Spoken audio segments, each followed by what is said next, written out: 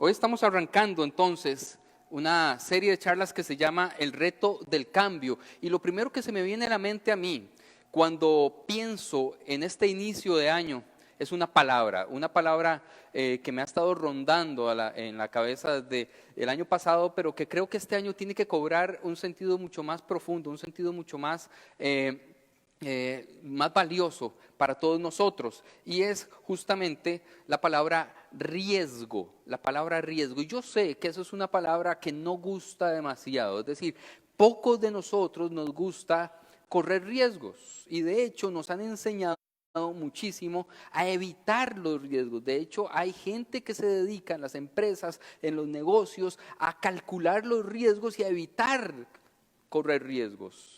Sin embargo, en el mundo de la fe, en el mundo del cristianismo, en el mundo de la espiritualidad, los riesgos tienen una connotación totalmente distinta. Pero antes de continuar con esto, a cada uno de ustedes, a cada una se le entregó un papelito, ¿cierto? Sí. Si usted tiene papelito, si no tiene, más bien levante su mano para que alguien llegue a entregárselo, y la idea es que allí podamos, o cada uno de ustedes escriba alguna expectativa que usted tenga para Interludio este 2020. Cualquier cosa, lo que se le ocurra. Usted lo escribe ahí, ojalá que sea una palabra, una pequeña frase y no un párrafo o una epístola, ¿verdad? Y usted pueda entonces poner ahí alguna expectativa que usted tenga. Bien, también van a repartir unos lápices o lapiceros durante este tiempo allí. Entonces, como les venía diciendo, en el mundo espiritual los riesgos tienen una connotación totalmente distinta que en la vida no espiritual. Nosotros estamos acostumbrados a evitar correr riesgos. De hecho, si usted se monta un carro, se pone el cinturón, ¿para qué? ¿Para qué se pone el cinturón? Por si acaso tener menos riesgo de hacer ese daño si tuviese un accidente. Igual todas las precauciones que tenemos en la casa, todas las precauciones que tenemos al conducir, nosotros estamos pendientes constantemente de evitar los riesgos. Sin embargo, yo creo en esta frase del fundador del movimiento de la viña, que se llama John Wimber, que dice que fe se deletrea R-I-E-S-G-O. Fe se deletrea ¿cómo? Riesgo, sí, es más fácil decir la palabra, ¿verdad? Fe se deletrea riesgo. Sin riesgo no hay fe. Todo lo contrario al riesgo es una credulidad barata.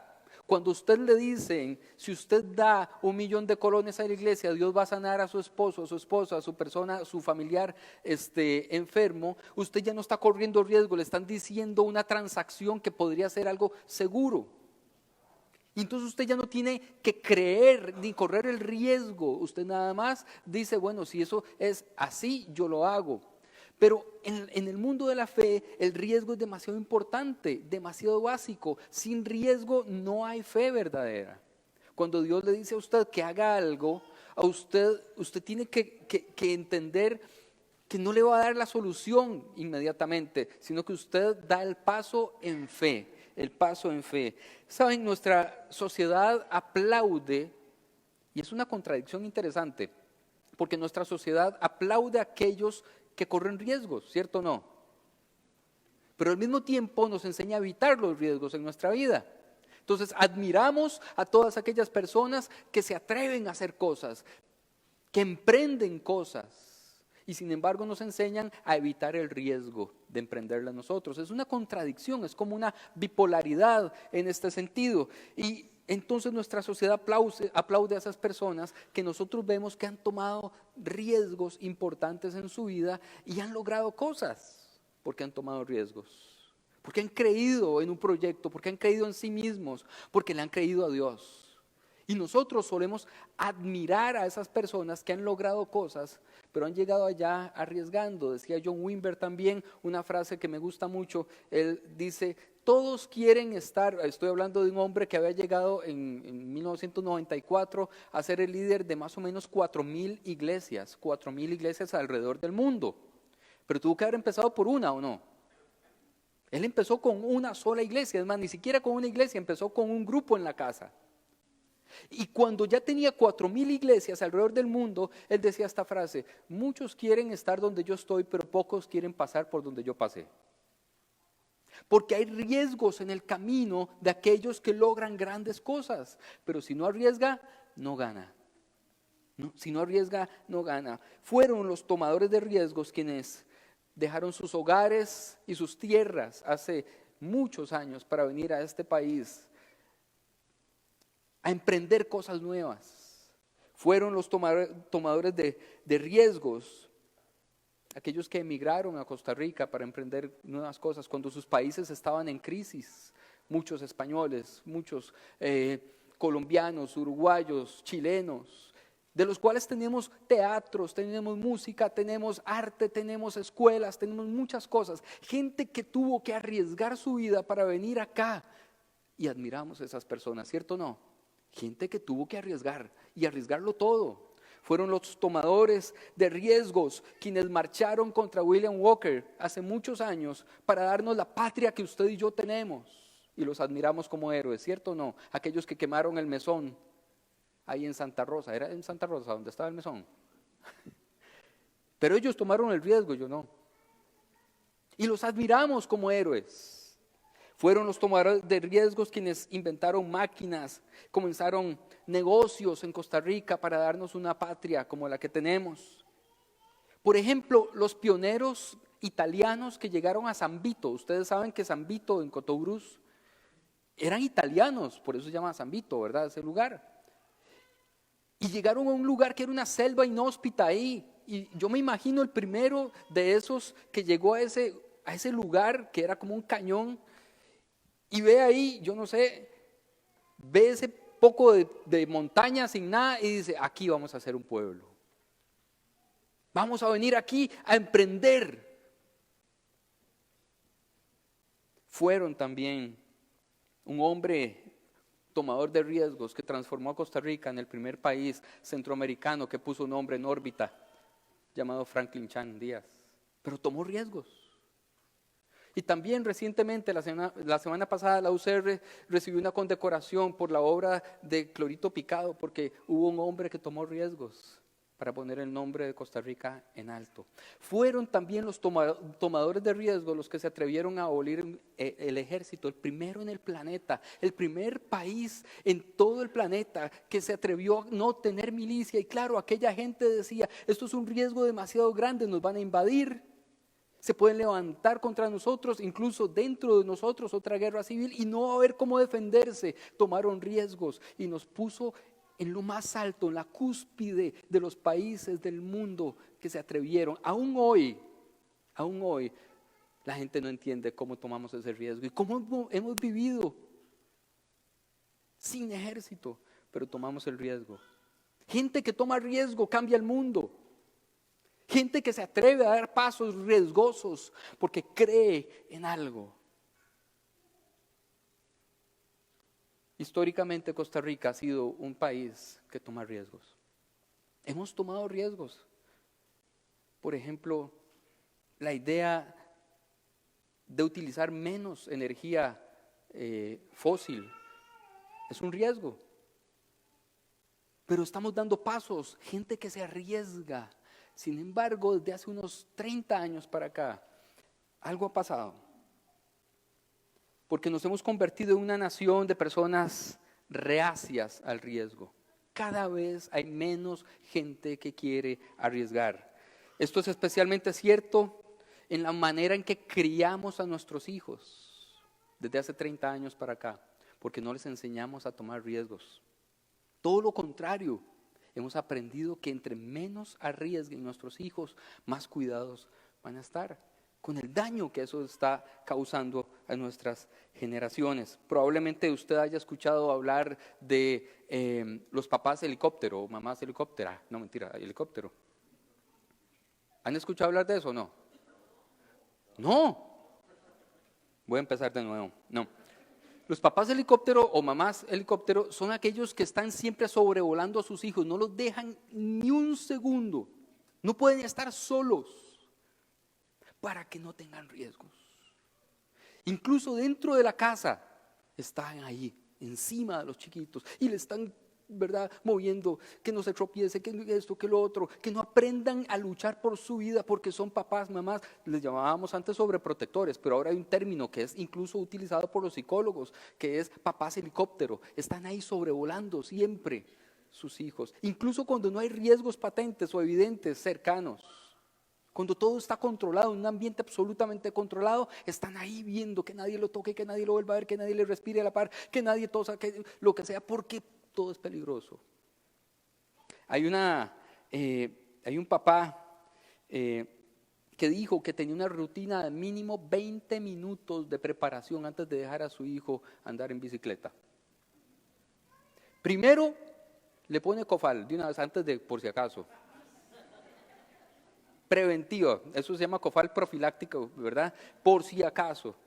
Va casco, eso me parece correcto, digamos que hasta cierto punto casco, ¿cómo se llama? Lo que se pone aquí, coderas, rodilleras, todo eso, revisa la bicicleta tornillo por tornillo, porque yo recuerdo, a mí me pasó, pero aquí estoy vivo yo, que yo brinqué con la bicicleta, ¿a cuántos no les pasó que se le cayó la llanta delantera de la bicicleta y sonaron? ¿Solo a mí?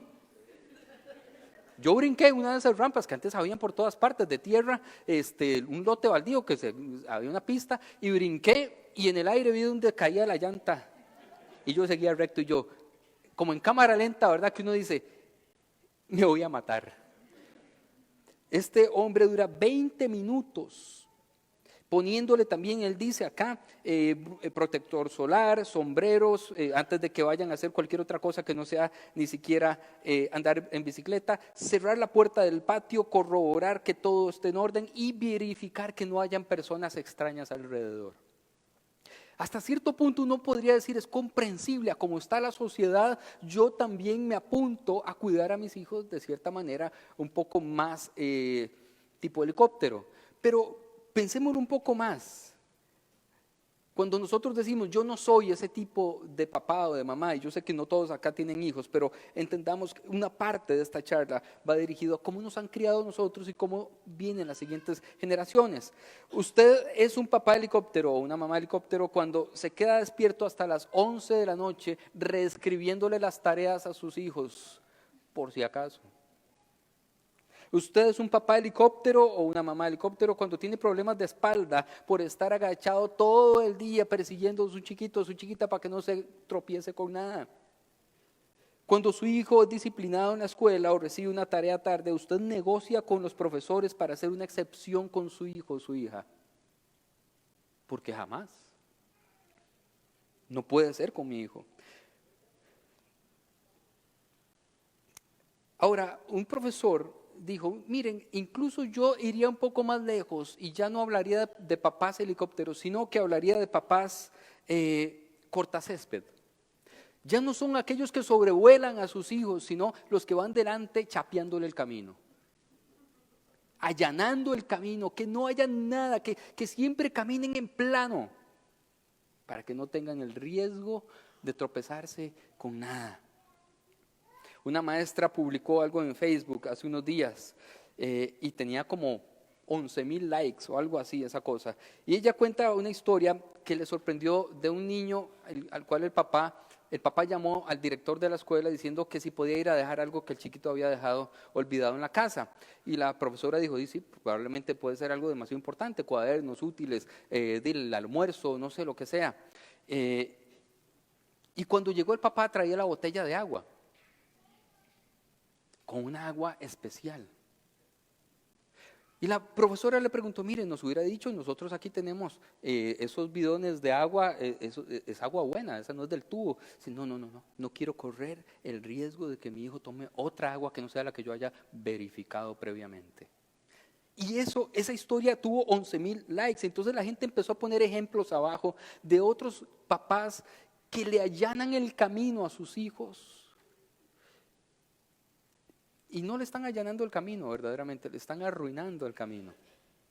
Porque nos han enseñado y ellos van aprendiendo que cualquier cosa incómoda que haya en el futuro en su camino hay que eliminarla. No podemos soportar nada incómodo, porque lo incómodo es malo. Si me incomoda hay que eliminarlo. Si es incómodo no es de Dios. Y así vamos enseñando a nuestros hijos. Una confesión desagradable o una situación desagradable, vamos a evitársela a nuestros hijos, que no escuchen eso. Una experiencia desagradable, una consecuencia desagradable. Si es desagradable, no deberíamos tener que lidiar con eso, ni tampoco nuestros hijos. Si vamos al banco y hay mucha fila, nosotros decimos, no puede ser posible. No puedo yo soportar hacer fila, es demasiado incómodo para mí. Y vemos la manera en que, yo ahora que andaba con esto, aproveché en diciembre mucho. Porque llegaba y diciembre se pone lleno los bancos, ¿verdad? Yo no sé, la gente tiene plata en diciembre, yo no sé de dónde la sacan, pero bueno, estaban ahí y yo llego con esto e inmediatamente digo, yo no soy de la tercera edad, pero puedo hacer fila en el otro lado. Intentando evitar algo que probablemente yo sí pueda soportar, hacer la fila larga con esto. Pero siempre pensamos que hay que evitar lo incómodo, las presas, ¿dónde le dejan las presas? ¿Son incómodas las presas? Y nosotros entonces decimos que nadie haga nada raro en las presas, pero yo sí puedo brincarme los altos y hacer terceras carriles y irme por el respaldo de la carretera, porque yo no puedo soportar una presa, yo tengo que llegar temprano, los demás no, pero yo sí. Y cuando uno ve a alguien, algún osado, irse por un carril extra ahí, uno lo madrea en el nombre de Jesús. Pero de repente a la mañana siguiente uno está haciendo exactamente lo mismo que ese hombre o que ese conductor, diciendo, no, es que yo no puedo, yo sí tengo que llegar temprano, yo tengo cosas muy importantes que hacer. Porque nos han enseñado que nosotros tenemos que evitar todas las situaciones incómodas de nuestra vida. ¿Qué me dice de ir a un hospital? Y empezamos a berrear para que nos atiendan, porque nuestro caso siempre es el más importante de todos, siempre. Y siempre los médicos, según nosotros, porque no podemos soportar una situación incómoda, están haciendo mal su trabajo los médicos. Lo hacen lento, lo hacen mal, y uno quisiera que lo atiendan como si uno fuera el único cliente o el único paciente que está en ese lugar. Porque nos han enseñado que nosotros no debemos experimentar ninguna situación incómoda. Nos da pánico tomar riesgos porque alguien nos enseñó que esas situaciones incómodas y desagradables hay que evitarlas en la vida. Sería más fácil para nosotros tomar riesgos si nos dijeran que no vamos a sufrir nada en el camino, ¿verdad? Empezar una empresa nueva, ¿cómo puedo decirles? Emprender cosas. Sería mucho más fácil si nos dijeran, tranquilo, usted puede emprender, pero no va a pasar nada, usted no va a perder ni un colón. Así todo el mundo emprendería, ¿sí o no? Pero no, emprender siempre es incómodo. Siempre es incómodo. Y siempre va a haber momentos en los que uno siente que mejor echa para atrás. Salir huyendo. Pero hay que arriesgar. Hace un par de semanas me pasó algo. A mí, yo tuve un fin de año un tanto atropellado. Y les voy a contar esta historia porque creo que en mi caso puede ejemplificar un poco lo que estoy queriendo decir. Resulta que estábamos en la casa de la abuela de Laura, de mi esposa, que había muerto doña Clara. Entonces había un café con toda la familia de mi esposa ahí y estábamos recordando a doña Clara. Y a la salida yo iba saliendo ufano, ¿verdad?, con mis suegros y otro montón de gente que se acaban de despedir de mí, observando, porque se acaban de despedir, estaban en la puerta de la casa. Yo voy caminando con Santi, ¿verdad? Y alguien me habla atrás. Y hay algo que sucede, que yo no sé por qué sucede, pero uno sigue caminando mientras vuelve a ver para atrás. ¿Les ha pasado? Yo seguí caminando y majé una rampa mal majada. No sé cómo explicarles, pero el talón, el tobillo hizo esto y todo el peso de mi cuerpo, que no es demasiado, pero que para mi tobillo es bastante, cayó ahí. Y yo sentí donde soy uno. Y yo dije, me quebré, o sea, me lesioné. Pero había espectadores atrás. ¿Qué hace usted? Modosito. Hasta luego, muy rico el café. Y el tobillo como, ¿verdad?, que me hacía así. Doy 4 pasos, porque Laura estaba ya en el carro esperándome, pero yo ya no podía dar un paso más, me iba a caer, no soportaba, entonces me agarré de la ventana del carro. Y Laura estaba subiendo en ese momento a la ventana del carro y me majó las manos. Quiero que se imaginen el cuadro. Espectadores atrás. Casi me malmato. A grandes penas llegué al carro, ¿verdad? Como diciendo auxilio, donde me agarro así. Y me quedo así, o sea, una sola pata, sin manos, los dedos morados que temblaban así. Y Laura entonces me vuelve a ver como diciendo, ¿qué hago? Y yo, bajé la ventana. Porque tenía gente atrás, ¿verdad? ¿Verdad? Primero muerto antes que, ¿verdad? Hay que guardar la compostura. Baja la ventana y los dedos, y yo. Y me monto al carro y le digo, me van a matar. No he terminado el año y estoy como un torero improvisado y no he ido ni a la plaza de toros. ¿Por qué les cuento esto? Cuando yo me casé con Laura, yo sabía que había un riesgo. Lo que no sabía es que mi integridad física era la que estaba corriendo riesgos en esa categoría. En medio de esta historia que es jocosa, realmente nos cuesta demasiado correr riesgos, asumir riesgos y emprender.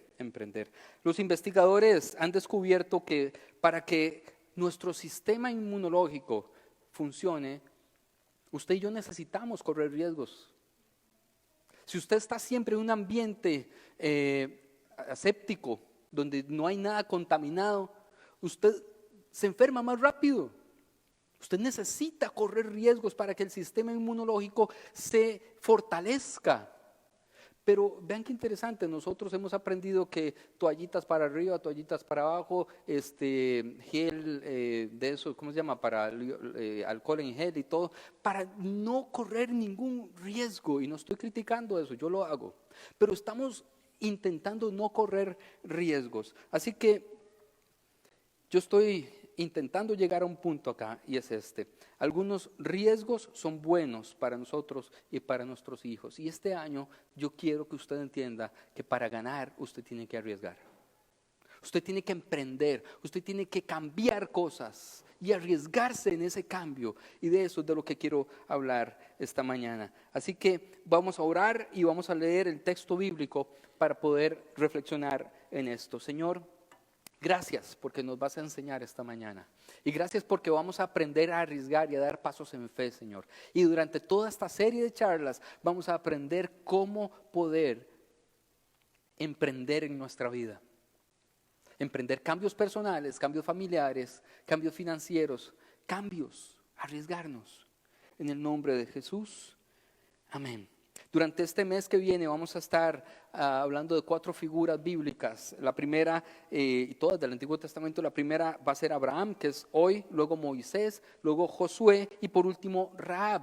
Y vamos a estar viendo cómo estas personas se arriesgaron y ganaron, no sin sufrir en el camino.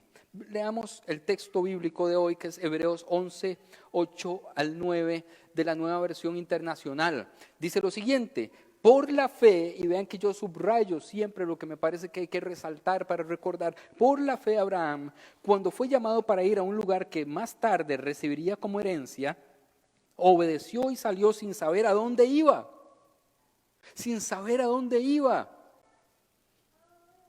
Por la fe se radicó como extranjero en la tierra prometida y habitó en tiendas de campaña con Isaac y Jacob, herederos también de la misma promesa.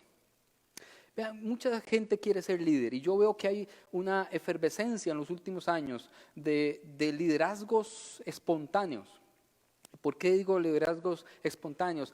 Que se leyeron 3, 4 libros y ya dan cursos de liderazgo. Tengo un amigo y no puedo decir el nombre, además de que lo quiero mucho, lo respeto mucho, y él da cursos de liderazgo, pero no se lidera ni a sí mismo. No tiene quien lo siga, ¿verdad? Abraham es un ejemplo perfecto de liderazgo porque él no solamente habló de cómo era este asunto, sino que nos mostró con su vida, a lo largo de toda su vida, lo que significa ir adelante tomando riesgos. Y por eso es tan importante para mí arrancar esta mañana, el primer domingo del año que nos reunimos, hablando de la figura de Abraham como ejemplo de fe y de liderazgo, como ejemplo de alguien que puede arriesgar y sabe arriesgar en su vida, a lo largo de toda su vida. Así que si queremos entender cómo se ve la fe en el transcurso, no de un evento, sino en el transcurso y a lo largo de una vida extensa, Abraham es el ejemplo perfecto para eso. Vean esto. Así que los que viven por la fe, dice Gálatas 3:9, son bendecidos. Repita conmigo esto. Los que viven por la fe, ¿son qué? Bendecidos junto a Abraham, el hombre de fe. Los que viven por fe, arriesgando, son bendecidos junto a Abraham, el hombre de fe. Romanos 4:16. Por eso la promesa viene, ¿por qué? Por la fe, no por la seguridad. A nosotros nos enseñan mucho en las iglesias que usted tiene que estar seguro de su fe, que tiene que estar seguro de su salvación, que tiene que estar seguro de los dones que Dios le ha dado, que tiene que estar seguro de que Dios va a cumplir sus promesas, que tiene que estar de muchas seguridades. Pero realmente la Biblia nos enseña que la fe significa arriesgarnos a creer, aún sin tener garantías. Alguien decía ayer en un programa que estaba viendo, esto no lo tenía escrito, pero me hizo mucha gracia. Dice que han calculado que la estrella más cercana, no recuerdo cuál era, se dura más o menos 9 años en llegar. No sé cuántos años luz son eso, pero son 9 años terrestres en llegar a esa estrella. No es el Sol, pero es otra estrella. Y otros 9 años en regresar. ¿Cuántos son esos? 18. Entonces decía esta persona, si uno hace ese toque de ver en las estrellas y pedir un deseo, ese deseo va a durar 9 años en llegarle a la estrella. Ahí lo gestionan, ¿verdad? Lo procesan, el deseo. Dicen, sí, bueno, aquí José Pablo está pidiendo un deseo que dice hacerse millonario en el 2020. Dura 9 años en llegar y otros 9 años en regresar. Y decía este chavalo vacilando, dice, y cuando ya regresa el deseo, muchos de nosotros ya ni estamos ni deseando lo mismo, y algunos ya ni están en esta tierra. Así que el deseo para cumplirse llega y le cae a otra persona. Lo digo porque nosotros queremos garantías de que lo que nosotros le pedimos a Dios se cumpla cuando nosotros queremos que se cumpla. Y probablemente va a pasar tiempo. Y vamos a tener que arriesgarnos durante ese tiempo. Así que la fe no es algo por lo que no es un evento único, iniciático, en el cual uno empieza a creer y se hace cristiano, empieza a ir a la iglesia y a partir de ahí todo se compone en la vida. El ejemplo de Moisés es que incluso a los 75 años Dios le pidió que hiciera un acto de fe y se arriesgara una vez más. No importa la etapa de la vida en la cual usted y yo estemos, no importa la edad que tengamos, la situación en la que estemos, Dios siempre nos dice, este año hay que arriesgar otra vez. Este año hay que volver a arriesgar. Así que la fe no es solo algo por lo que entras al comienzo de tu vida cristiana, sino que se desarrolla a lo largo de toda la vida. Y cada etapa de la vida hay que correr nuevos riesgos. Habacuc 2:4 dice, mira a los orgullosos, confían en sí mismos y sus vidas están torcidas, pero el justo vivirá por su fidelidad a Dios. Otras versiones dicen, y creo que es la que ustedes se saben más de memoria, el justo vivirá por la fe. Vivimos por fe. Y eso quiere decir que no tenemos las seguridades a la mano, que hay que dar pasos. Y yo siempre enseño la vida cristiana como un proceso de dar un paso a la vez, ¿cierto o no? Pie izquierdo, pie derecho, pie izquierdo, pie derecho. Así se vive la fe cristiana. Así que a partir de los 75 años, Dios siguió pidiéndole riesgos a Moisés, a Abraham. Uno piensa que uno arriesga en cierta etapa de la vida, ¿cierto? Cuando es joven. Y de repente, cuando ya, incluso yo estaba hablando el año pasado, reflexionando un poco en mi vida y y pensando, yo volvería a empezar una iglesia a mis 41 años. Este mes que viene yo cumplo 42 años. Empezaría de nuevo de cero una iglesia y arriesgaría, ahora que tengo 2 hijos, ahora que hay mucho más en juego, y me costaría arriesgarme de nuevo. Y sin embargo, este año Dios me pone nuevos retos y nuevos riesgos para emprender este mismo año 2020. Porque la fe no fue el acto que hice hace 12 años cuando empecé Interludio. Eso fue un acto de fe puntual en aquel momento. Y a lo largo de todo este proceso, Dios nos ha llevado a momentos de retos de fe. Y este no va a ser el año donde no haya retos de fe. Dentro de un mes, como les acabo de decir, cumplo 42 años. Y he estado pastoreando esta iglesia desde el año 2008. Eso quiere decir que este año cumplimos 12 años. Cumplo 12 años de ser el pastor de esta iglesia. Y eso me ha enseñado muchas cosas. 12 años en los que no todo estaba hecho. 12 años en los que no había un equipo de trabajo como el que hay hoy, que monta esto, que hace que esto funcione. 12 años en los que no había plata, pero ni para comprar las galletas del refrigerio. 12 años en los que hubo muchos retos. Retos grandes, retos pequeños, retos familiares, retos económicos, retos de salud, retos de liderazgo, retos. Esta es una iglesia que ha asumido retos a lo largo de estos 12 años. Ven lo que dice, porque otra de las cosas que Abraham nos enseña es que fe es obediencia.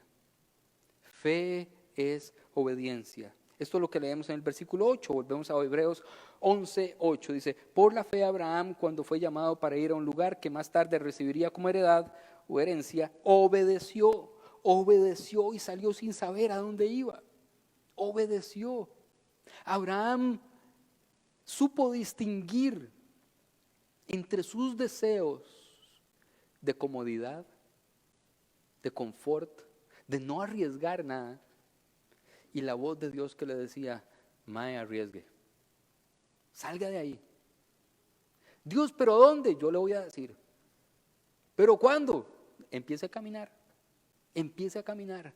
Y empezó a aprender Abraham algo que es demasiado importante. Cuando Dios dice algo, que vayan por un camino específico, Dios abre las posibilidades para llegar a la meta. Dios abre las posibilidades para alcanzar las metas. Pero hay que ir por fe. Hay que ir por fe. Si vemos hacia atrás la historia del Antiguo Testamento, de la cual se extrae toda esta situación de Abraham, comienza con esto. En Génesis 12:1 dice, el Señor le había dicho a Abraham, todavía ni siquiera se llamaba Abraham, ahora se llamaba todavía Abraham, deja tu patria, de tus parientes y a la familia de tu padre y vete a la tierra que yo te mostraré. Y sigue aquí en Génesis 12:4, entonces Abraham partió como el Señor le había ordenado. La fe es obediencia. La fe es obediencia. Y a veces va a tener que ser una obediencia ciega. A veces. A veces vamos a tener que ir dando pasos realmente a ciegas, sin tener garantías de nada. Así que Abraham entendió que Dios es el jefe. Dios es el jefe. Que Dios es el líder. Y que la vida solo funciona cuando obedecemos al Señor. Cuando Dios nos dice que por ese camino es por donde tenemos que ir, la vida funciona si obedecemos. Muchos de los errores que hemos cometido como iglesia y que yo he cometido como líder, como pastor, ha sido justamente cuando digo, no, Dios, por ahí jamás, está loco. Que no, que sí vayan por ahí, Dios, muy riesgoso, mae. No estamos para arriesgar.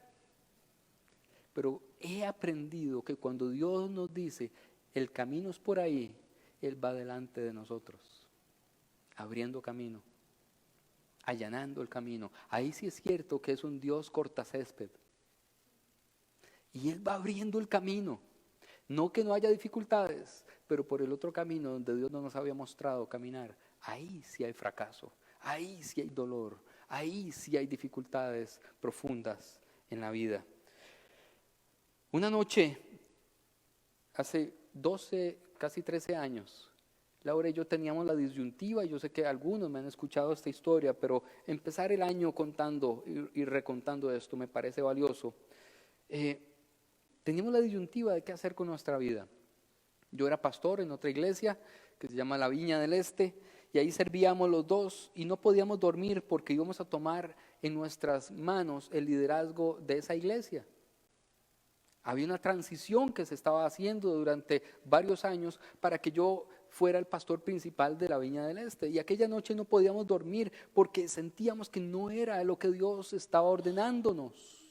Sin embargo, cuando uno pone en la balanza lo que se arriesgaba y lo que no se arriesgaba, la opción que no era tomar esa iglesia era demasiado complicada. En esa iglesia yo tenía un liderazgo. Esa iglesia ya tenía edificio, esa iglesia ya tenía un montón de personas trabajando, esa iglesia ya tenía la economía resuelta, esa iglesia ya tenía muchas cosas que funcionaban y todo el mundo me conocía. Si yo decía que no a eso, tenía que empezar sin nada. En esa iglesia yo tenía un salario. Si yo renunciaba a eso, tenía que empezar sin nada.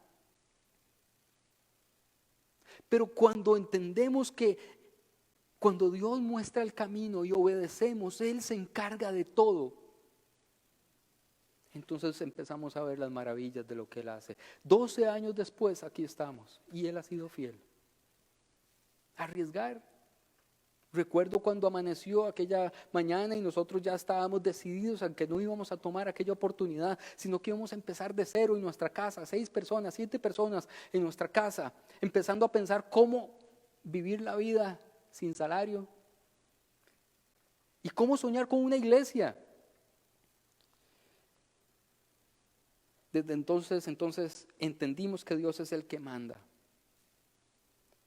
No mando yo como pastor en esta iglesia, no manda la junta directiva en esta iglesia.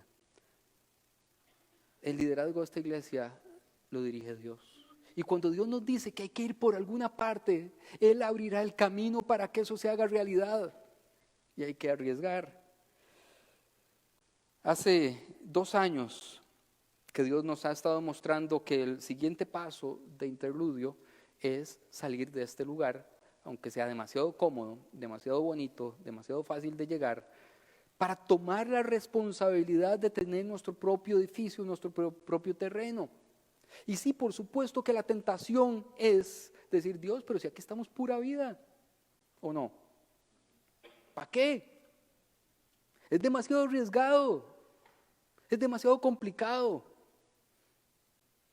Es un proyecto demasiado grande para una iglesia pequeña.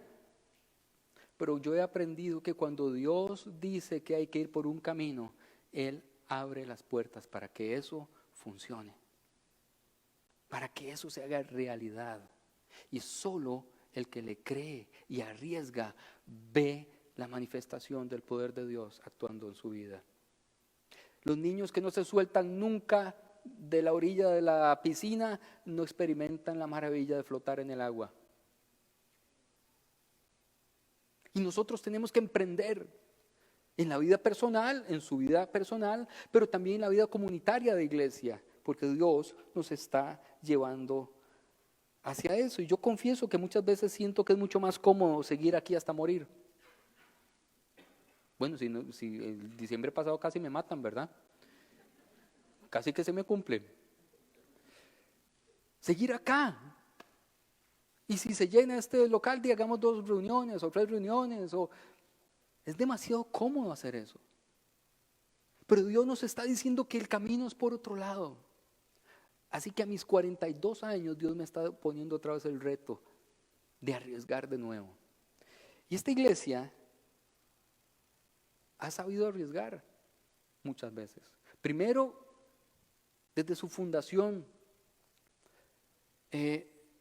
arrancando en en la sala de la casa y luego tomando el riesgo de alquilar un hotel, una salita de hotel, luego tomando el riesgo de estar en una sala de una casa grande que nos alquilaban, luego tomando el riesgo de alquilar un local que era una bodega que remodelamos y que se nos inundó 2 veces, y luego tomando el riesgo de otra vez hoteles, y luego tomando más riesgos para llegar hasta aquí, y luego tomando el riesgo de decir nosotros somos una iglesia que acepta católicos y evangélicos por igual, sin distinción alguna. Y luego tomando el riesgo para hablar de derechos humanos. Y luego tomando más riesgos, cada vez más riesgos. Y Dios ha seguido abriendo el camino y siendo fiel cada vez que decidimos obedecerle. Por aquí es el camino. Él abre las puertas para que esto funcione. Yo quiero que usted repita conmigo: Dios es el jefe y sabe el camino. Dios es el jefe y Él sabe el camino. Aplíquelo a su vida. Dios es el jefe por donde lo está guiando a usted y Él sabe el camino. Él ya estuvo ahí, Él ya vino de vuelta y volvió a ir y regresó y nos está diciendo: ya sé, yo ya tengo preparado todo esto para ustedes, arriésguense. Yo voy delante de ustedes. Isaías dice, Isaías 45 versículos 2 y 3 dice: yo voy delante de ustedes abriendo el camino, allanando el camino, derribando puertas de bronce y cerrojos de hierro con mi fuerza, para que ustedes sepan que yo soy el Dios de Israel, que les pongo nombre. Yo voy delante de ustedes. Arriésguense, caminen por donde Dios les está diciendo. Abraham nos enseña también una fe arriesgada. Hebreos 11:8, repito, dice: por la fe Abraham, cuando fue llamado para ir a un lugar que más tarde recibiría como herencia, obedeció y salió sin saber a dónde iba. ¿Por qué alguien cambiaría lo que es cómodo por lo que es incómodo? ¿Por qué alguien saldría de un lugar donde tiene todo asegurado hacia un lugar donde no tiene nada seguro? ¿Por qué? Es lógico eso. Salir de un trabajo donde usted lo tiene todo y donde no le están diciendo que tiene que irse, a buscar algo donde usted todavía no sabe cómo va. ¿Quién hace eso? ¿Y por qué haría eso? Yo solo tengo una respuesta. La única razón por la que alguien realmente haría algo de eso es porque sabe perfectamente que Dios le ha mostrado por dónde caminar y lo asume. Y repito la frase de John Wimber: fe se deletrea riesgo. Una metáfora parecida a la que acabo de decir de la piscina y el chiquito que no se suelta de la orilla y no experimenta lo que es flotar en el agua y nadar, la maravilla de nadar, es un pájaro que no salta del nido. Un pájaro que no salta del nido no experimenta la maravilla que es volar. Yo nunca he volado, pero digo, yo por mis propios medios. Y hay muchos pájaros, las mamás pájaras, lo que hacen cuando ven a estos pajaritos que les da pánico emprender, ¿qué hacen? ¿Ustedes han visto lo que hacen las pájaras? Los mandan, los empujan. Uno de cada 3 no abrió las alas. Pero ella les dice: vuelen, vayan, arriesguen. Y solo así los pájaros emprenden. Mientras nos aferremos a lo familiar, a lo seguro, a lo cómodo, nunca sabremos lo que Dios hará en nuestras vidas. Nunca veremos la gloria de Dios en nuestras vidas hasta que nosotros demos los pasos de fe que Él nos está pidiendo que hagamos. Usted puede decir que ha arriesgado algo últimamente porque Dios le ha ordenado, porque Dios se lo ha puesto enfrente, porque Dios le ha dicho. Usted puede decir: yo me he incomodado por Dios. Yo quiero ver manos levantadas. ¿Cuántos de ustedes se han incomodado por Dios? Por lo menos en el último tiempo. Hay riesgo. Pero yo quiero decirles que en algún momento de este año su fe tiene que ser probada. En algún momento de este año la fe de esta iglesia va a tener que ser probada y vamos a tener que arriesgar. Hay riesgo en casi todo lo que hacemos. Vean, por ejemplo, personas solteras, existe un riesgo terrible en pedirle salir a alguien o no. De que le digan que no. Pero si usted no le pide salir, usted nunca va a experimentar la posibilidad de que le digan que sí, o el riesgo de pedirle a alguien el teléfono, y si no se lo dan o le dan el equivocado, como le ha pasado a muchos, entonces le manda un WhatsApp a la mañana siguiente o lo que sea y le responde otra persona y usted dice, y sí, me engañaron. El riesgo para nuestros egos de ser rechazados. Cuando uno no está contento en el trabajo y quiere cambiar de trabajo, hay un riesgo enorme de cambiar, de solicitar un nuevo trabajo. De hecho, uno siempre cree que uno no está perfectamente calificado o cualificado para los trabajos que uno desearía. Y aunque lo esté perfectamente calificado y sus destrezas, dones y talentos estén perfectamente alineados con lo que necesitan, a veces ni siquiera le dan el trabajo. Usted arriesga allí. Hay riesgo en todo. Existe el riesgo de que usted sea el primero en decirle a alguien, te amo. El riesgo de escuchar el eco de uno. La primera vez que usted le dice, a mí me daba pánico esa carajada. La primera vez que uno se va a mandar con eso, te amo. Y uno, te amo, amo. Un infinito ahí, y uno esperando ahí. Un yo también o un algo ahí, ¿verdad? Hay un riesgo en expresar emociones y no tener nada a cambio. Pero solo si usted arriesga, usted puede en algún momento escuchar una respuesta que satisfaga su vida, su corazón. Existe riesgo de admitir cuando cometemos errores. Ustedes saben que las personas más orgullosas, pero más débiles, son las que más les cuesta correr el riesgo de decir, me equivoqué, metí las patas, perdón.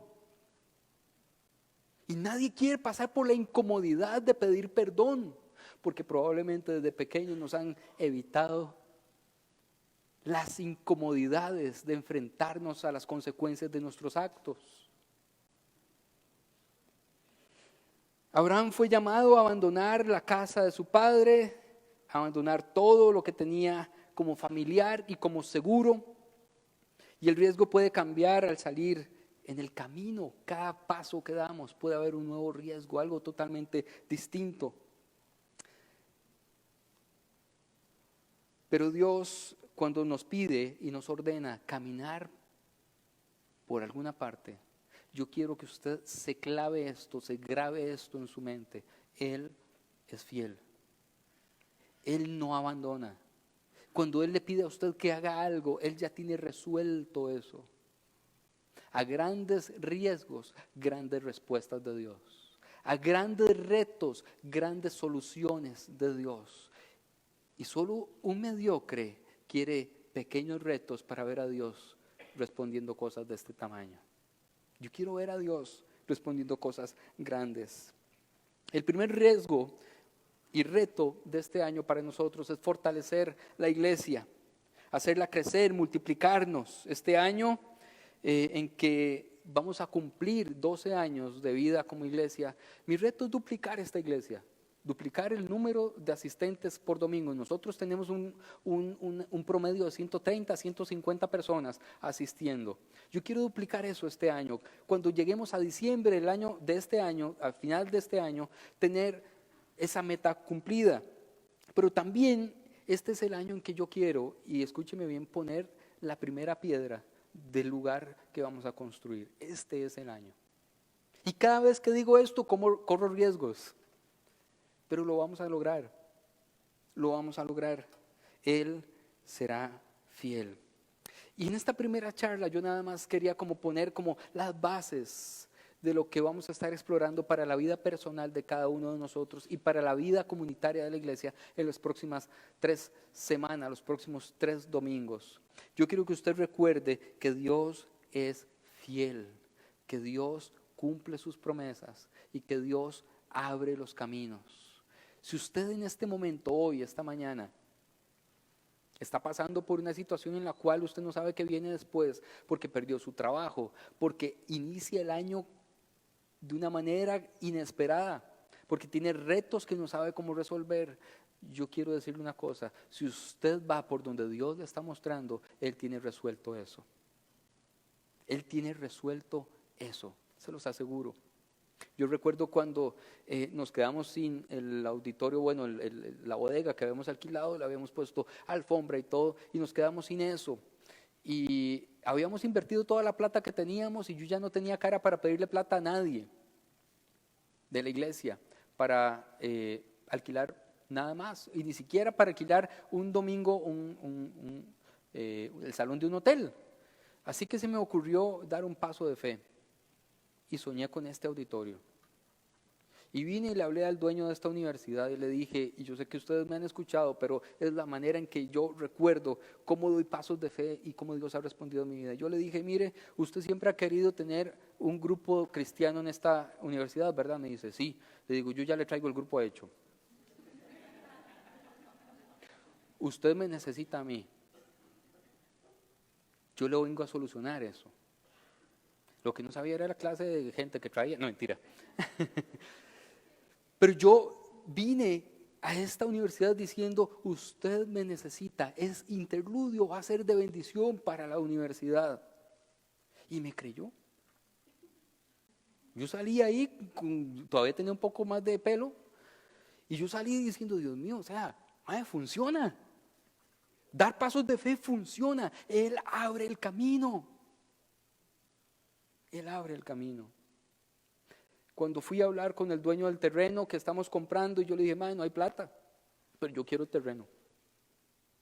¿Se acuerdan que yo les dije esto? Que yo le dije, mire, yo solo tengo un problema con este terreno, no tengo la plata para comprarlo. Y me dice, ¿y si le dono la mitad? O sea, él que me lo está vendiendo me dona la mitad. Y me regaló la mitad ahí mismo, ipso facto. Yo escribo un correíto, eso sí, para que todo quede por lo menos de momento en correo la conversación. Pero la segunda mitad le digo, todavía no tengo plata para eso. Me dice, se lo dejo al 50%. Y yo, déjeme pensarlo. Le dimos la prima y se está cumpliendo hoy un año más o menos, en enero, un año de que dimos la prima. Y él me llama y me dice que cuándo vamos a pagar y el resto y no sé qué. Le digo, usted tranquilo. No se preocupe por eso. No hay plata todavía. Si es por plata, no hay problema. Pero Dios va a abrir el camino. Pero lo más importante de esto que le estoy diciendo no es lo cascarudo que he llegado a hacer yo en fe, ¿verdad? Sino la respuesta de los demás hacia esta fe. Y me dice, está bien, tómense más tiempo. Dele. Sueñen. ¿Cómo les puedo ayudar? Cuando Dios nos dice que caminemos por un lugar, Él va a poner a las personas y va a abrir las puertas de ese camino. Así que cierro con esto para poder orar. Si usted está pasando una situación donde tiene que arriesgar, hoy yo quiero que usted deje eso en las manos de Dios. Y se vaya de aquí animado, animada, de que el Señor va a abrir el camino. Él va delante de usted. Él tiene solucionado eso. Pongámonos de pie, por favor, y oremos.